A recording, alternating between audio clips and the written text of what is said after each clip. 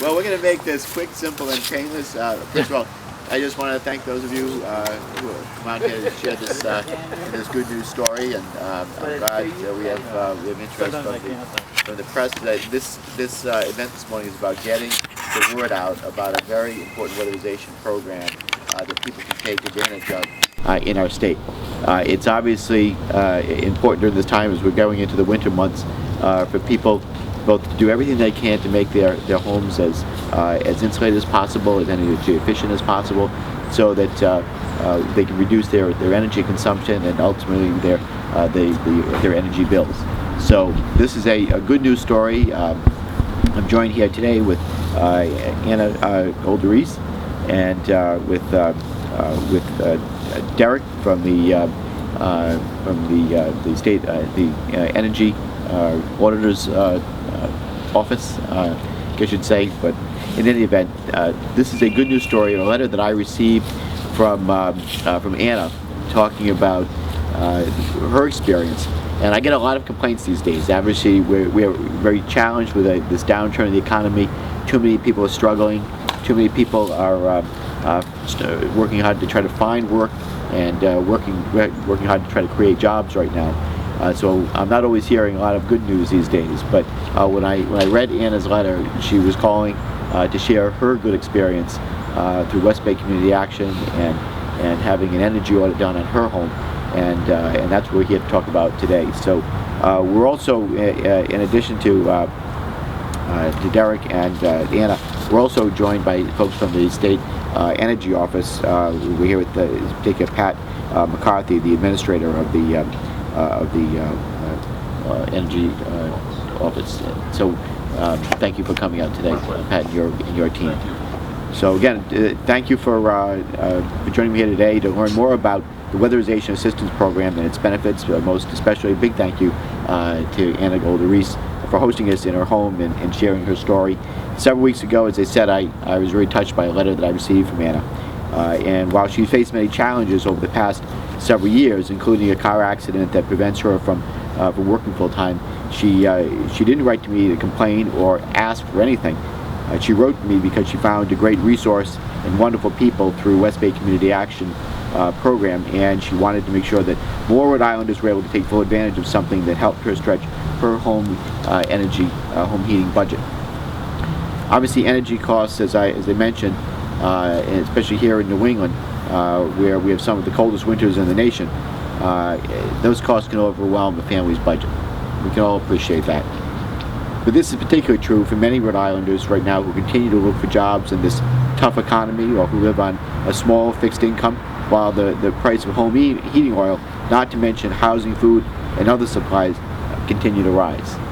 It's a fact of life, and that's something that we're all challenged by, and it's especially challenging for folks that are living right now on a fixed income. Ms. Golderies, who receives low-income home energy assistance program, or LIHEAP assistance, was contacted by West Bay Community Action last year to see if she wanted to participate in the Weatherization Assistance Program for free.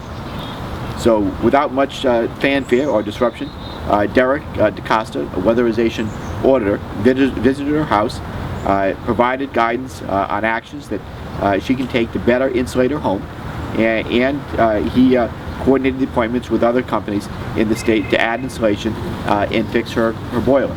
So those two major things, insulation and fixing a boiler, made a huge difference. And she said that she noticed a difference actually right on the first day, which is wonderful. As Ms. Golderies wrote in her letter, and I quote, she said, "I'm going to use a lot less oil this winter, and there's going to be no more heating the atmosphere from my home." So again, something that all of us, I think, can and should learn by.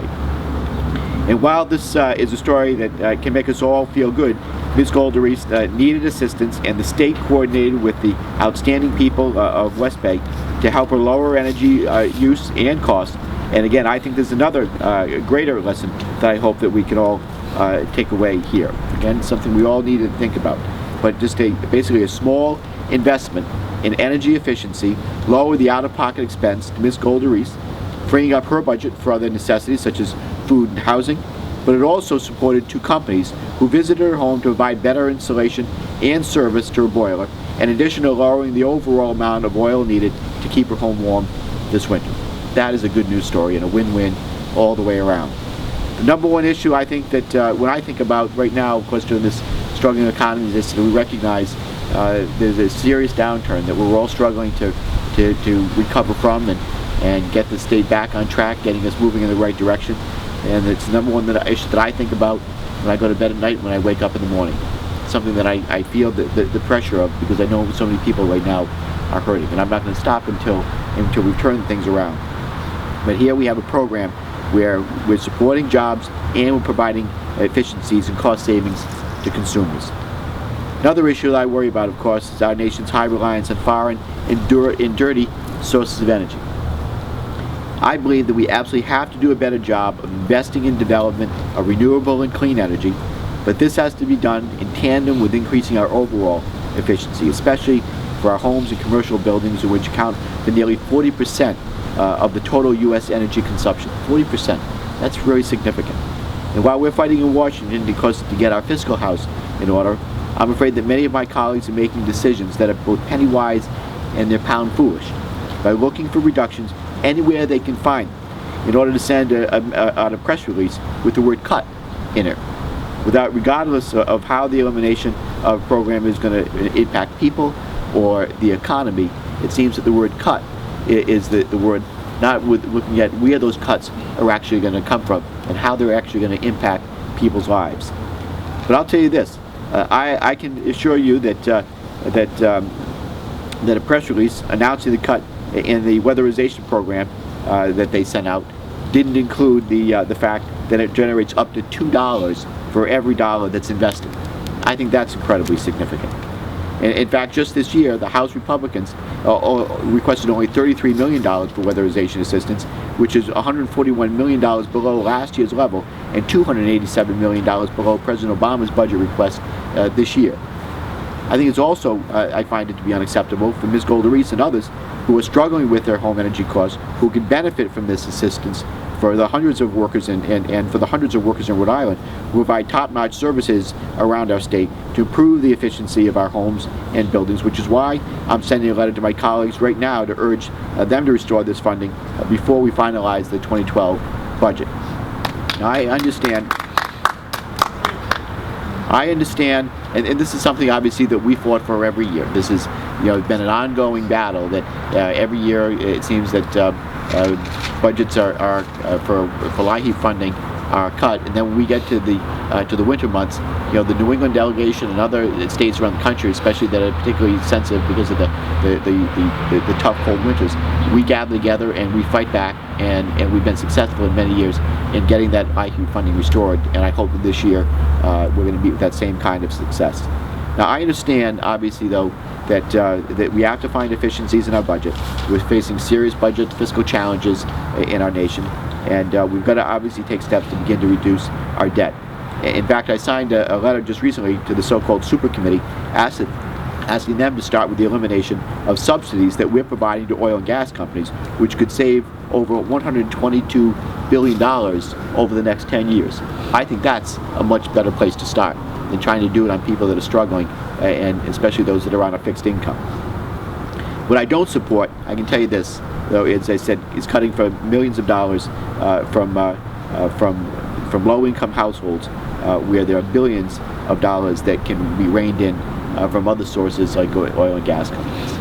So I just want to thank you all for coming here today. I think this is, again, a good news story that needs to be shared with more Rhode Islanders, particularly those who are struggling in this tough economy right now, that there are things that can be done to lower their energy costs, make their homes more better insulated, more energy efficient, and again, ultimately reducing the money that they're paying every winter to heat their homes with oil and gas. So again, a great news story. And with that, I'm going to turn it over to Ms. Golder-Reese, Deanna, to let us hear about her situation in her own words, and also Derek DeCosta from West Bay to tell us more about the people that he's helped and the need that exists for this program. Just to conclude, I hope that their comments are going to help others learn about this service that might be available to them, as well as educate others in our community about the importance of this funding and how it affects the lives of our fellow Rhode Islanders, in addition to supporting jobs and reducing fossil fuel costs in our nation. And this is a message that I'm going to take back with me to Washington when I head back today. So thank you very much, and Anna, let me turn it over to you. Okay. Well, first of all, I want to thank you for reading my letter and realizing just how important it is. You're just terrific. It's a program that can work for anybody, whether you're a homeowner, you're a renter. If you need the help, people, go out and get it. You're a wonderful group of people at West Bay. They are terrific to work with.